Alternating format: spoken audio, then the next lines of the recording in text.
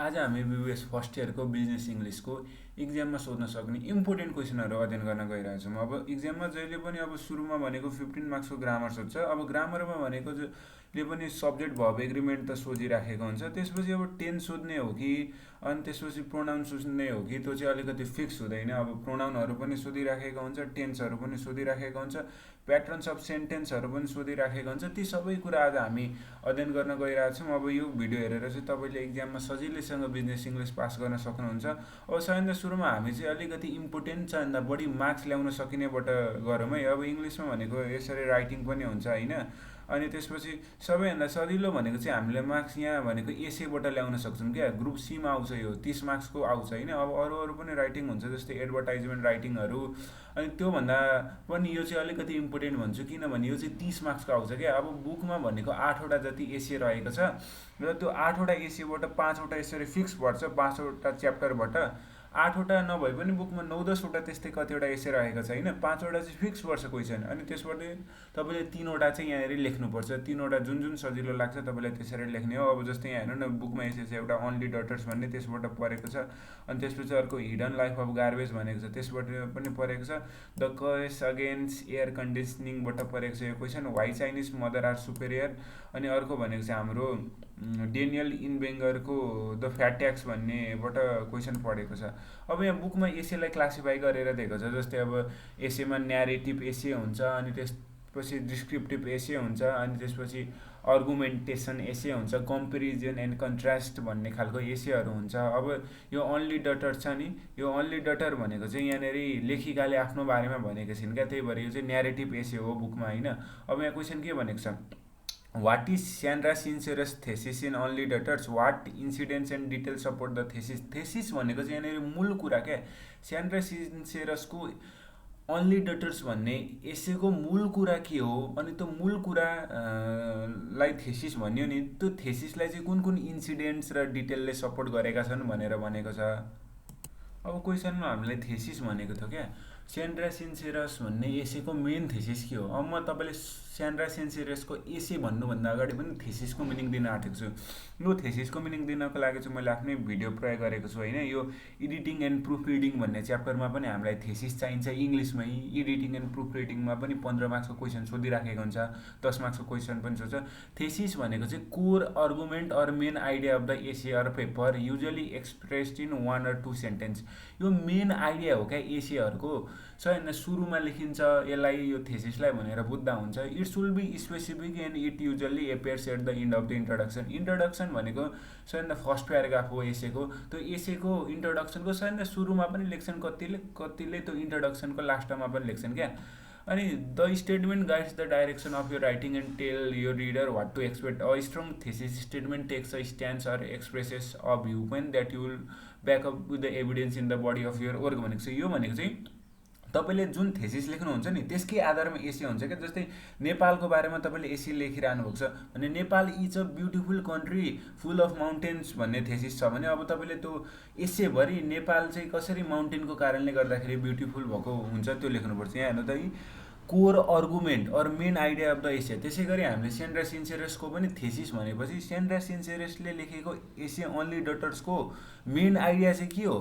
अनि त्यसपछि यो थेसिसले चाहिँ के गर्दो रहेछ, guides the direction of your writing and tell you reader what to expect. अनि तपाईँको रिडरलाई चाहिँ के एक्सपेक्ट भनेर यसले गाइड गर्ने गर्दछ। A strong thesis statement takes a stance. यो थेसिसकै आधारमा यसै लेखिन्छ भनेको। जस्तै यहाँनिर मैले एउटा इक्जाम्पल दिएको थिएँ, the rise of social media has fundamentally transfer the way individual communicate and interact with one another. यो थेसिस हो क्या। टपिक चाहिँ हाम्रो सोसल मिडियाको बारेमा थियो। अब तपाईँले इक्जाममा आउँछ प्याराग्राफ लेख्नु, अनि त्यो प्याराग्राफमा चाहिँ तपाईँको थेसिस हुनुपर्छ भन्छ छैन सुरुमा। थेसिस भनेको चाहिँ मेन आइडिया। मैले सोसल मिडियाको मेन आइडिया के लेख्छु, fundamentally transfer the way individual communicate and interact with one another भनेको थिएँ। अनि अब यो मेरो थेसिस भइसकेपछि मैले पुरै यसकै आधारमा लेखेको छु। सोसल मिडियाले चाहिँ कसरी अब इन्डिभिजुअल कम्युनिकेट गर्ने र इन्टरेक्ट गर्ने तरिकालाई ट्रान्सफर गरेको छ त, यो सम्पूर्ण त्यसकै आधारमा रहेको छ। जस्तै यहाँनिर यो एसे पज गरेर पढ्न सक्नुहुन्छ। अहिले चाहिँ हामी स्यान्ड्रा सिन्सेरसको अध्ययन गर्ने हो। हाम्रो क्वेसन यस्तो थियो, what is Sandra Cisneros thesis in only daughter, what incident and detail support this thesis. अब यसको एन्सर भन्दा पनि अब म तपाईँले यो पुरै एसे बुझाइदिन्छु क्या, तपाईँ थेसिस आफै बुझ्नुहुन्छ, किनभने क्वेसन इक्जाममा थेसिस मात्रै आउँदैन क्या, सेन्ट्रा सिन्सेरसको एसेले के भन्न खोजेको छ त्यो पनि लेख्नुहोस्, तपाईँले के उत्प्रेरण पाउनुहुन्छ सेन्ट्रा सिन्सेरसको एसेबाट त्यो लेख्नुहोस्, सेन्ट्रा सिन्सेरसमा डटरहरूको अवस्थालाई कसरी देखेको छ, जसरी पनि क्वेसन सोध्न सक्छ। अब यहाँ हेर्नु, सेन्ट्रा सिन्सेरसको चाहिँ अन्ली डटर्स भन्ने एसेमा तपाईँले पढ्न पनि सक्नुहुन्छ, यहाँ सुरुमा नेपालीबाट देखाइदिन्छु। यो अन्ली डटर्स भन्ने एसेमा चाहिँ उनले अब एउटा एक्लै छोरी भएर हुर्किनु परेको अवस्थालाई देखाएकी छिन् क्या। उनको जन्म भनेको चाहिँ अमेरिकन मेक्सिकन परिवारमा हुन्छ, उनको बुबाको 6वटा छोराहरू हुन्छन्, तर त्यो समाज चाहिँ पितृसत्तात्मक हुन्छ, त्यहाँनेरि भनेको मेल डोमिनेन्ट सोसाइटी हुन्छ, जसले गर्दाखेरि त्यहाँनेरिका पुरुषहरू छोरीहरूलाई त्यस्तो महत्त्व दिँदैनथे, उनीहरूको अस्तित्वलाई सजिलैसँग स्वीकार गर्न खोज्दैनथे। त्यसकारण सेन्ट्रा सिन्सेरसको पिता पनि के भन्थे, मेरो 7वटा छोरा छ भन्थे, 6वटा छोरा हो उसको वास्तवमा, तर उनी आफ्नो छोरीको आइडेन्टिटीलाई स्वीकार गर्दैनथे। अनि यही भएको कारणले गर्दाखेरि अब सेन्ट्रा सिन्सेरसका 6जना दाजुहरू पनि उनीसँग नजिकिन चाहेनन् बाल्यकालदेखि नै, किनभने तिनीहरूको सोचाइमा के थियो, छोरीसँग खेलियो भने आफ्नो रेस्पेक्ट भनेको डाउन हुन्छ, their respect or their reputation will be destroyed भनेर तिनीहरू त्यस्तो किसिमले सोच्ने गर्दथे, जसको कारणले गर्दा सेन्ट्रा सिन्सेरसले सानैदेखि भनेको एकान्तमा समय बिताउन पाइन्, र यो एकान्तमा समय बिताएको कारणले गर्दाखेरि उनले छुट्टै किसिमको अनुभूतिहरू लिन पाइन्। जस्तै अब आफैलाई टाइम दिइसकेपछि त मान्छेमा चेन्ज आउँछ नि त, उनले हो त्यस्तो कुराहरू एक्सप्लोर गरिन् भनेको छ। र यसै अनुसार सेन्ट्रा सिन्सेरस हुर्किँदै गइन् मेल डोमिनेन्ट सोसाइटीमा। अनि अब उनी त्यसपछि जब युनिभर्सिटी भर्ना हुने बेला भयो, तब पनि उनको बुबाले युनिभर्सिटी उनलाई के को लागि पठाए भन्दाखेरि उनले राम्रो केटा भेटोस् र बिहे गर्न सकोस् भनेर युनिभर्सिटी पठाए। सेन्ट्रा सिन्सेरसको चाहिँ सानैदेखि ड्रिम भनेको राइटर बन्ने थियो, उनी राइटर बन्नको लागि युनिभर्सिटी जान चाहन्थिन्, तर उनको बुबाको पितृसत्तात्मक सोचको कारणले गर्दाखेरि उनले के भने, छोरी तिमी युनिभर्सिटी जाऊ, तर तिमी युनिभर्सिटी पढ्नको लागि होइन, त्यहाँ तिमीले राम्रो केटा पाउनको लागि जाने हो भनेर त्यसरी पठाएको थिए। त्यही पनि सेन्ट्रा सिन्सेरसले एक्लै सङ्घर्ष गरिन्, सानोको कुराहरू सम्झिन् कसरी, उनलाई आफ्नै भाइहरूले तिरस्कार गर्थे, उनीसँग नजिकिन चाहँदैनथे, हो त्यो कुराहरूलाई सम्झिँदै उनले युनिभर्सिटीमा आफ्नै तरिकाले के गरिन्, सङ्घर्ष गरिन्। र त्यसपछि उनी पुस्तकहरू लेख्दै गइन्, र पुस्तकहरू निरन्तर लेखेपछि अब उनले सानोमा जुन आफै एक्लो टाइम पाएको थियौँ नि त, त्यसले चाहिँ उनमा चेन्ज ल्याएको थियो क्या, ड्रास्टिक चेन्ज। त्यही चेन्जको कारणले गर्दाखेरि उनले राम्रो राम्रो पुस्तकहरू लेखिन्, र यो उनको पुस्तक भनेको स्पेनिसहरूमा पनि ट्रान्सलेट भयो। अनि पछि उनले आफ्नो बुवालाई ल्याएर त्यो पुस्तकहरू दिन्, पैसा कमाउन थालिन्, त्यसपछि उनको पिताको सोच चेन्ज भयो भनेको छ यस एसेमा। अब मेन थिम भनेको चाहिँ तपाईँले कसरी भन्ने, main theme is about gender roles in conservative Mexican family अथवा प्रिजर्भेटिभ फेमिलीमा जेन्डर डिस्क्रिमिनेसनको कुरा लेखिदिने। अनि अब यहाँ त्यही उल्लेख गरेको छ इङ्ग्लिसमा, Sandra Cisneros essay only daughter is about her growing up the only daughter in the family with 6 brother. All her life, her father always said he had 7 sons and she never corrected him. It seemed all she wanted was to be recognized as his daughter and not one of his sons. यो कुरालाई तपाईँ screenshot गरेर पढ्न सक्नुहुन्छ, मैले अघि भनिदिएको एक्सप्लेनेसनहरू नै छ इङ्ग्लिसमा यसमा। अब मेन थिम तपाईँले लेख्न सक्नुहुन्छ कि छोरीलाई डिस्क्रिमिनेसन गरेको अथवा कन्जर्भेटिभ फेमिलीले छोरीको अस्तित्वलाई स्वीकार गर्न नखोजेको, यही हो मेन थिम। अनि कुन कुन इन्सिडेन्टले यस कुरालाई देखाउँछ भनेको थियो हाम्रो क्वेसनमा, which incident support this thesis भनेको छ। अब धेरै इन्सिडेन्टहरू रहेको छ, मैले इन्सिडेन्ट्स भनिदिइ पनि सकेँ। जस्तै अब उनको पिताले चाहिँ उनलाई युनिभर्सिटी भनेको चाहिँ केटा हेर्नको लागि पठाएको थिए, पढ्नको लागि होइन, उनका भाइहरू उनीसँग नजिकिन चाहँदैनथे, उनका बाबा सानैदेखि all her life her father always said he had 7 sons and she never corrected him. उनका पिताले चाहिँ सधैँ आफूसँग 7वटा छोरा छ भनेर हिँडे। अब हामी हाम्रो सेकेन्ड क्वेसनमा जाम है। What dominant impression does Heather Rogers try to create in a description of the hidden life of the garbage is she successful. अब हामीले अर्को यहाँनिर एसे भनेको त हिडन लाइफ अफ गार्बेज पढ्नुपर्छ। हिडन लाइफ अफ गार्बेज आफै सम्झिनु त, गार्बेज भनेको छ भनेपछि यो फोहोर मैला व्यवस्थापन सम्बन्धी क्वेसन हो भनेर बुझ्नुपर्छ। र अब यो क्वेसनलाई जसरी पनि तोडमोड गरेर दिन सक्छु। नेपालको कन्टेक्स्टमा पनि लेख्नु भन्छ, किनभने काठमाडौँमा अब फोहोर मैला व्यवस्थापनको क्वेसनहरू परिरहेछ क्या यस्तो इक्जामहरूमा। अनि त्यसकारण अब यो एसे भनेको चाहिँ the hidden life of garbage छ नि, फोहोर मैला व्यवस्थापनमा लुकेको जीवन जस्तो भनेको छ क्या यो टपिकले। अब यहाँ चाहिँ हिथर रोजर्स भन्नेले लेखेको छिन् यो एसे। अनि यहाँनिर क्वेसनले चाहिँ के सोध्यो, डोमिनेन्ट इम्प्रेसन, उनले चाहिँ के सन्देश दिन खोजिरहेछन् यस एसेबाट, त्यो कुरालाई चाहिँ हामीले देखाउनु पर्ने छ क्या, हामीले लेख्नु पर्ने छ भनेको छ। अब हिडन लाइफ अफ गार्बेज बुझिहाल्नु तपाईँले, फोहोर मैला व्यवस्थापन सम्बन्धी टपिक हो भनेर। अब यसको मेन कुरा बुझ्नु पऱ्यो नि त, मेन थिम त बुझ्नु पऱ्यो नि त सायद सुरुमा। यहाँ हेर्नुहोस्, यो एसेलाई नेपालीमा यसरी समराइज गर्दैछ, फोहोर मैला थुप्रिनुको वास्तविक कारणको बारेमा हिथर रोजर कुरा गर्छिन् अरे। यस एसेमा चाहिँ अब फोहोर मैला किन थुप्रिन्छ त्यसको बारेमा कुरा गरेका छन्। औसत रूपमा एउटा अमेरिकीले 4.2 पाउन्ड फोहोर प्रतिदिन उत्पादन गर्छन्। अब यो एकजना मात्रै अमेरिकीले 4.2 पाउन्ड भनेको लगभग यो 2 केजी जति हो, 2.5 अथवा 2 केजी जति हो यो भनेको।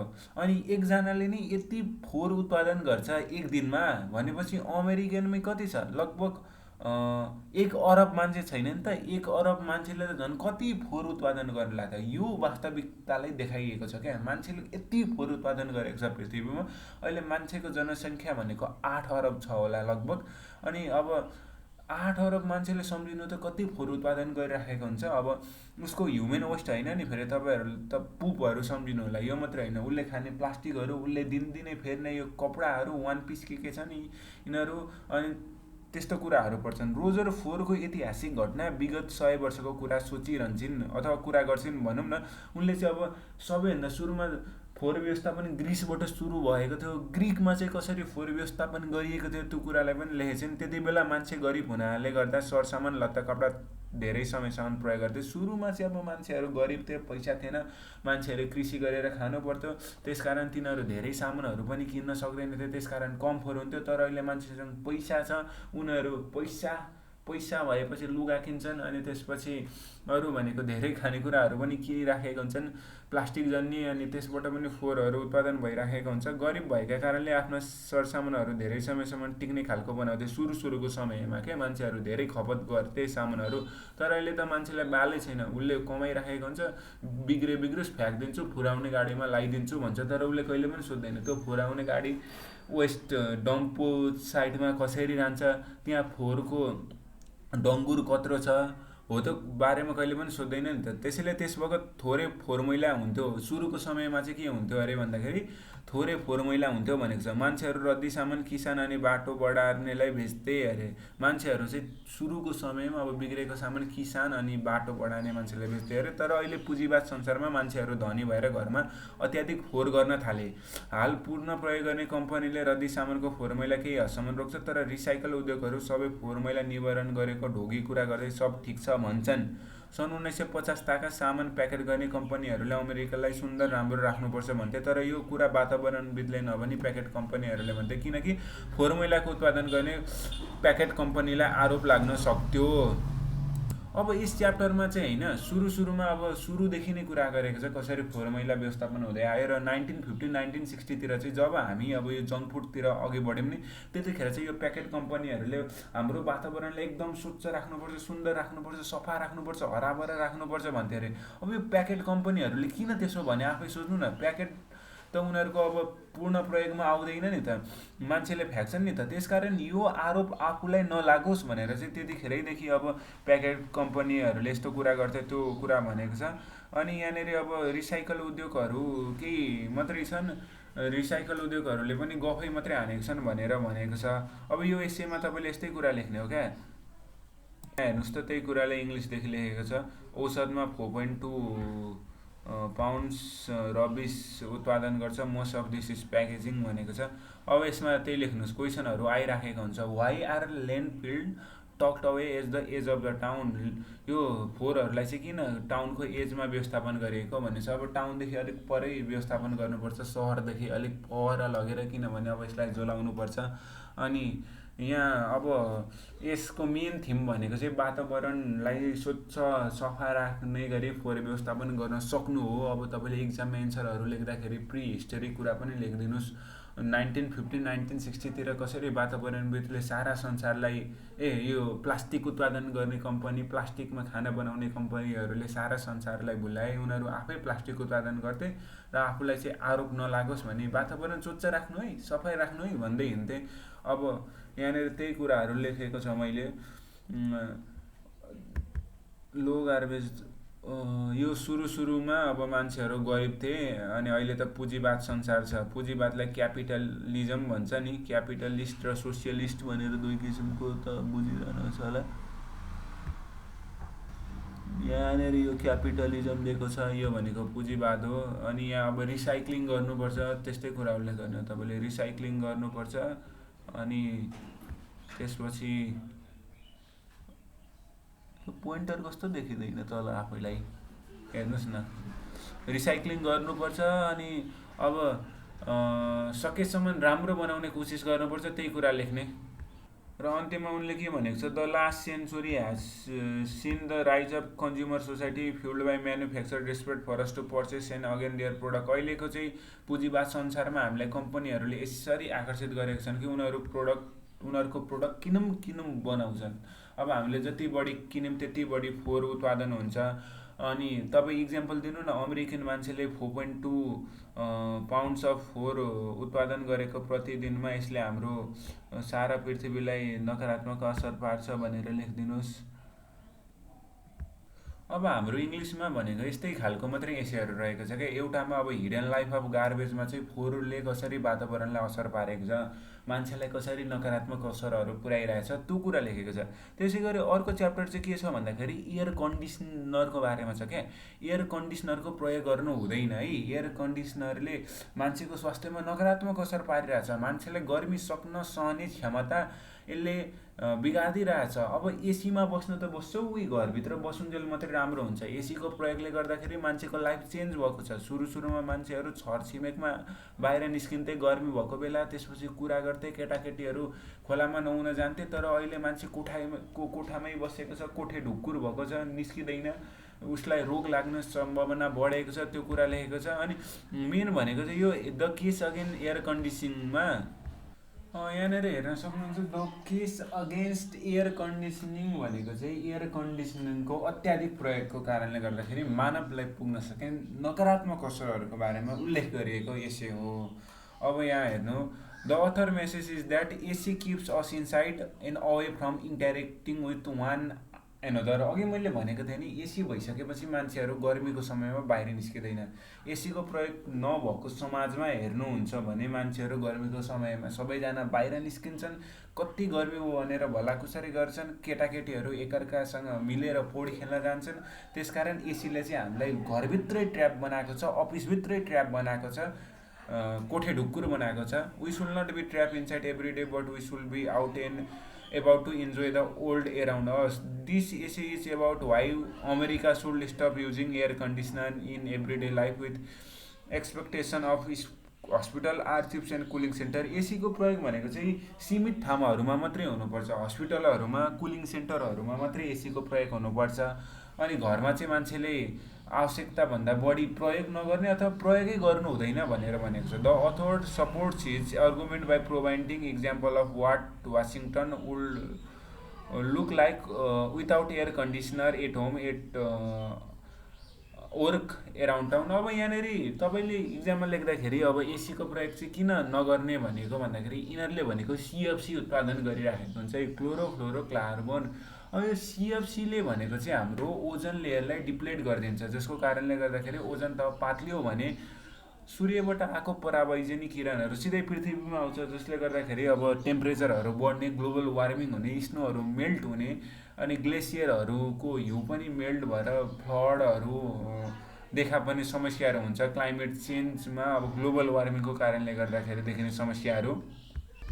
अब मैले यही भनेको छु, America is one of the world highest green house gas emitting countries. अब यो एसीको प्रयोगको कारणले गर्दाखेरि सिएफसी क्लोरोफ्लोरोकार्बन यो एउटा ग्रिन हाउस ग्यास हो क्या। यो ग्रिन हाउस ग्यासले चाहिँ पृथ्वीको तापक्रम बढाउँछ, जसले गर्दाखेरि ग्लोबल वार्मिङ लगायतका समस्याहरू देख्ने गरिन्छ। अब सुरुमा एसीको प्रयोग नहुँदाखेरि ब्युटिफुल अमेरिका थियो भनेको छ। यहाँनिर इम्पोर्टेन्ट प्लेसमा मात्रै प्रयोग गर्न सकिन्छ।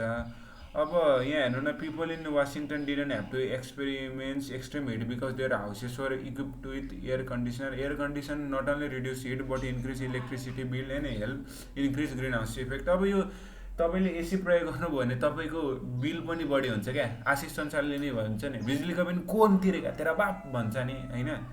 यस्तो त भन्दैन ल, बिजुलीको बिल तेरा बाप तिरेका गर्दो हो. त्यसकारण बिजुलीको बिल पनि तिर्नु पर्दैन यो एसी प्रयोग गर्नु भएन भने. मेन कुरा त बुकमा ग्रिन हाउसको कुरा गरेको छ. अनि अर्को भनेको तपाईँको हिट रेजिस्टेन्स क्षमता क्या. तपाईँले अब अहिले आजकल बढी गर्मी हो भने तपाईँ थाम्नै सक्नुहुन्न यदि तपाईँ एसीमा बस्ने मान्छे हुनुहुन्छ भने. त्यसकारण तपाईँको आफ्नो हिट सहन सक्ने क्षमता क्यापासिटी पनि एसीले डाउन गरिदिएको छ. यो कुरा लेख्ने हो यो एसीमा. अब यहाँ हेर्नु न, एट वर्क भनेको छ, ठाउँ ठाउँमा एट होम एसीको प्रयोगले के कस्तो असर पार्छ. अब तपाईँको वर्कमा एसी प्रयोग गर्नुभयो भने समर टाइममा भनेको अब छुट्टी पनि छिट्टै हुन्छ गर्मीको कारणले गर्दाखेरि, त्यस्तो हुन्छ अरे. अब एसी भयो भने चाहिँ तपाईँलाई यहीँ छ एसी, तिमीहरूलाई के छुट्टी दिनु भन्दा हो नि बोसले. अनि all office will be equip with large open window fan desk fans भनेको छ. American office will look like they use to be before the arrival of air conditioner.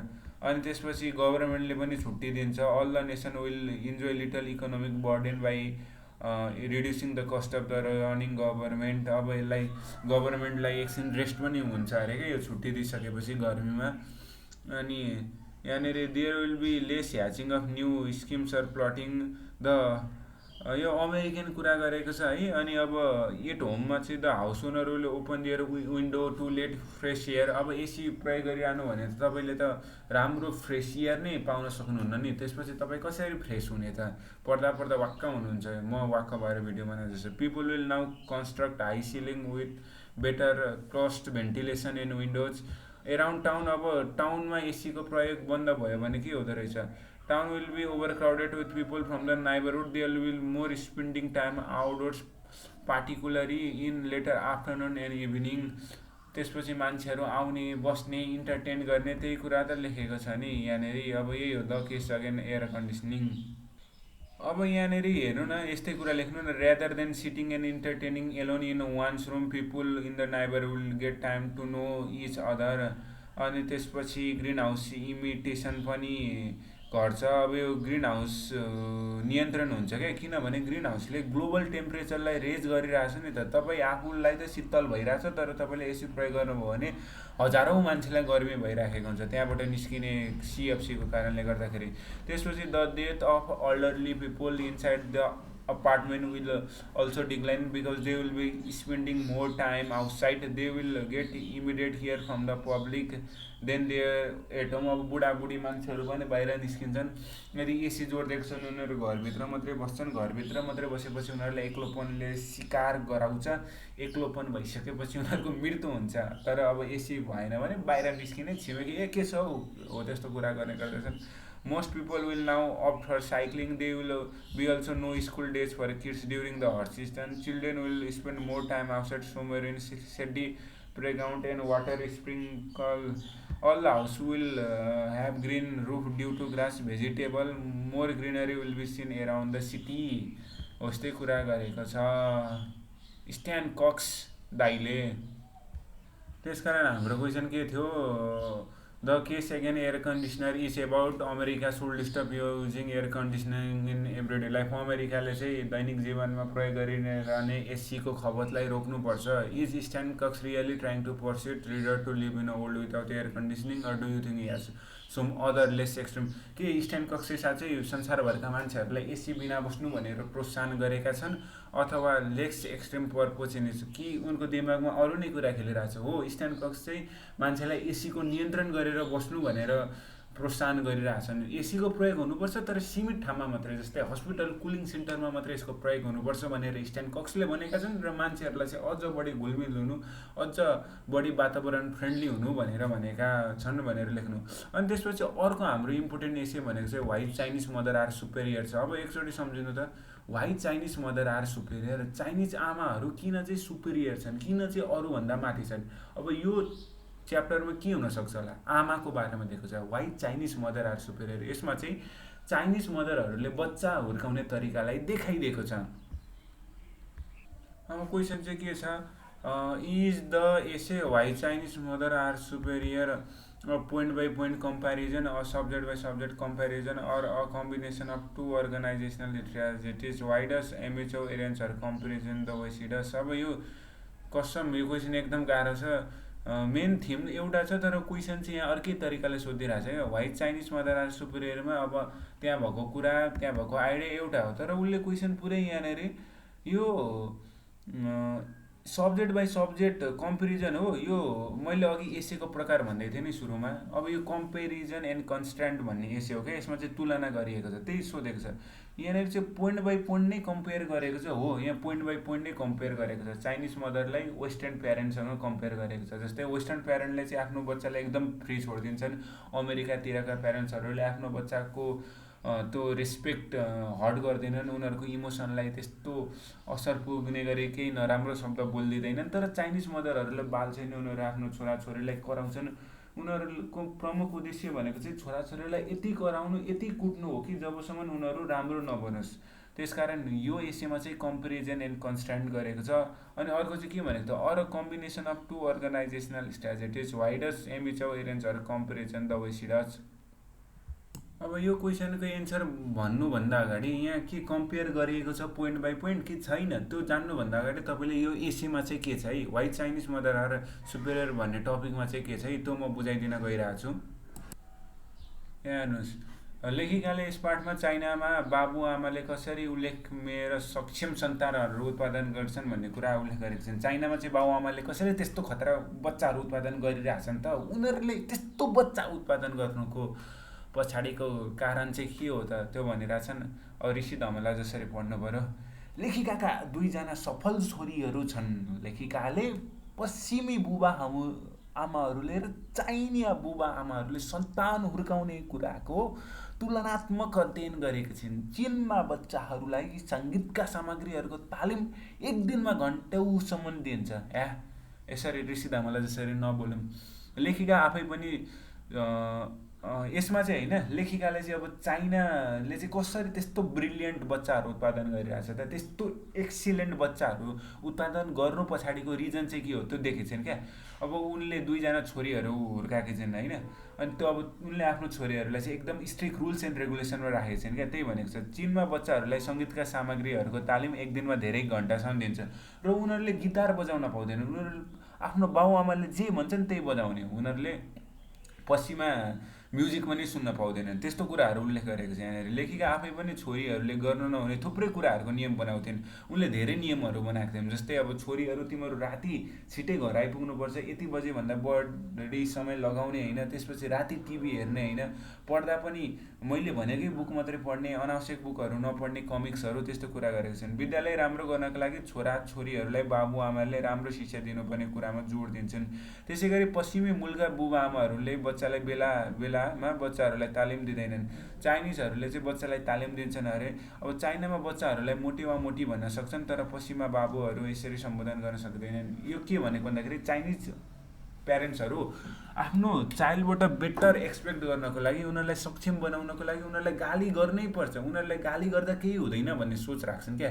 उनीहरूलाई कराउनुपर्छ, उनीहरूलाई डाँट्नुपर्छ, उनीहरूलाई हकार्नुपर्छ भन्छन्। तर पश्चिमाहरू चाहिँ होइन, बच्चाले आफूलाई जे चाहियोस् त्यही गरोस् न, उनीहरूलाई फ्रिडम छोडिदिउँ न, नत्र उनीहरूको अब के हो रेस्पेक्ट हट हुन्छ, उनीहरूलाई इमोसनली हट हुन्छ भनेर सोच्छन् पश्चिमा अमेरिकनहरू।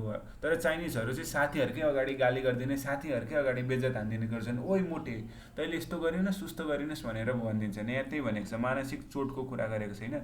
अनि पश्चिममा बाबुआमाहरूले बच्चालाई खुसी पार्न धेरै फकाउने काम गर्छन्, तर चीनमा बुबाआमालाई छोराछोरीहरूको इच्छा आकाङ्क्षालाई धेरैसम्म नियन्त्रण गरिन्छ। छोराछोरीको इच्छा आकाङ्क्षालाई चाइनामा बाल दिँदैन। समग्रमा भन्नुपर्दा चाइनिज बुबाआमाहरू छोराछोरीका राम्रो भविष्य निर्माणको लागि उनीहरूलाई बच्चा बेलादेखि नै नियन्त्रण गर्छन् भनेर दिएको छ। अब हाम्रो क्वेसन भनेको चाहिँ यो थिएन। हाम्रो क्वेसन चाहिँ के थियो भन्दाखेरि यसमा के पोइन्ट बाई पोइन्ट कम्पेरिजन गरेको छ भन्दाखेरि हो, हामीले पोइन्ट बाई पोइन्ट कम्पेरिजन गरेको छ भनेर लेख्ने हो। अब अघि भनेको कुरा तपाईँले इङ्ग्लिसमा पनि बुझ्न चाहनुहुन्छ भने यहाँ यसरी दिएको छ, स्क्रिनसट गर्न सक्नुहुन्छ। अब कसरी चाहिँ चाइनिजहरूले हुर्काउँछन् त्यो कुरा लेख्नुहोस् भन्यो भने त यसरी लेख्ने। अब यहाँ प्यारेन्ट्सले धेरै किसिमको नियन्त्रणहरू गर्छन्, उनीहरूलाई धेरै किसिमको रुलहरू बनाएर दिन्छन्, टिभी हेर्न नपाउने, बढी खेल्न नपाउने, गाली सहनुपर्ने हो त्यस्तो कुराहरू लेखिदिएको छ यहाँ मैले। अब यसलाई अलिकति ठुलो ठिकै छ यो size. The kids will touch the enjoyment only when the good at it.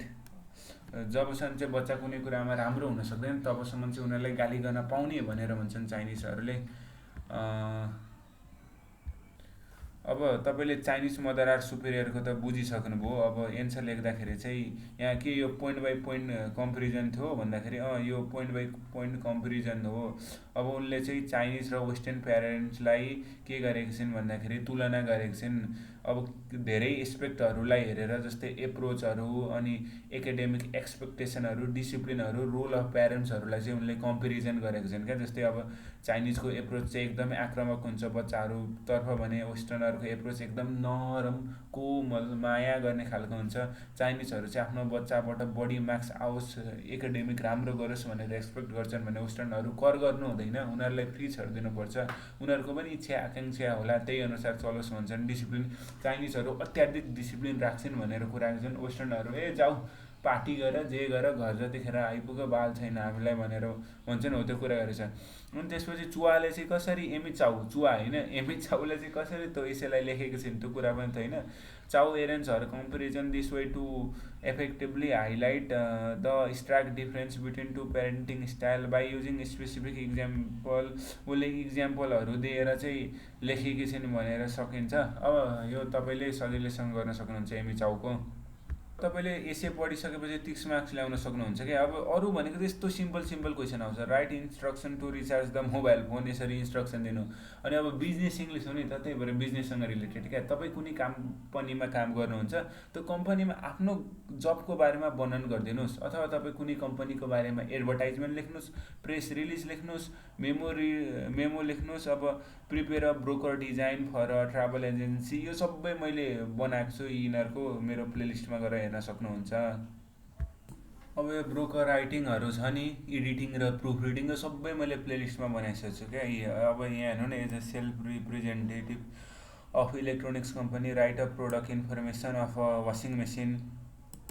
अब यी कुराहरू चाहिँ मेरो यहाँ हेर्न सक्नुहुन्छ। जस्तै अब ग्रामरमा पनि इम्पोर्टेन्ट, अब यो सब्जेक्ट भर्ब एग्रिमेन्ट प्रत्येक वर्ष सोधिरहेको छ, मेरो प्लेलिस्टमा रहेको छ। अनि त्यसपछि प्रोनाउन पनि सोधेको थियो 10 मार्क्सको। अब मेमो राइटिङ, मेमोलाई मेमोरन्डम पनि भनिन्छ, यसको बारेमा पनि भिडियो छ। अब ब्रोकर त देखिहाल्नुभयो, अहिले भर्खर पनि यहाँनिर पनि ब्रोकरकै बारेमा क्वेसन थियो। यहाँ ब्रोकर बनाउनु भनेर अरू वर्ष पनि सोधिरहेको छ। यो ब्रोकर 10 मार्क्सको सोध्छ होइन। अब मैले त्यही भिडियोमा मजाले एक्सप्लेन गरिदिएको छु। अनि त्यसपछि अब यो प्रेस रिलिजको बारेमा पनि छ। अनि अब यो एक्सप्लेनेसनहरू छ, hidden life of garbage, Chinese mother are superior. यो एक्सप्लेनेसन त अब सजिलै छ होइन, 30 मार्क्सको होइन यिनीहरू। अनि त्यसपछि अब यो प्याटर्न्स अफ सेन्टेन्सहरू तपाईँले इक्जाममा आउने सबै छ कि यहाँनिर फिक्स। अब बिजनेस ल्याङ्ग्वेजको प्रयोग किन गर्नुपर्छ त्यसको बारेमा पनि छ। अनि त्यसपछि बिजनेस इङ्ग्लिस एडभर्टाइजमेन्ट, अघि एडभर्टाइजमेन्टको जस्तै त थियो नि यहाँनिर। अब यो right product information of washing company भनेको छ कि छैन। तपाईँ चाहिँ सेल रिप्रेजेन्टेटिभ हो, अब वासिङ मेसिनको तपाईँले इन्फर्मेसन लेख्नुहोस् भनेपछि यो त्यो एडभर्टाइजमेन्ट जस्तै हो। अब एडभर्टाइजमेन्टको बारेमा मैले यहाँ बनाएको छ। अनि त्यसपछि अरू अब न्युज रिपोर्टको बारेमा पनि छ, एडिटिङ एन्ड प्रुफ रिडिङ, यो सबै कुरा यहाँ मेरो प्लेलिस्टमा रहेको छ। अब धेरैले हेरेको छन्, 416, 201, 193, 374 जना यसरी। अब तपाईँहरू पनि हेर्नुहोस्। अनि त्यसपछि यो छ नि, यिनीहरू भनेको चाहिँ सब्जेक्ट भर्ब एग्रिमेन्टहरू हुन् क्या।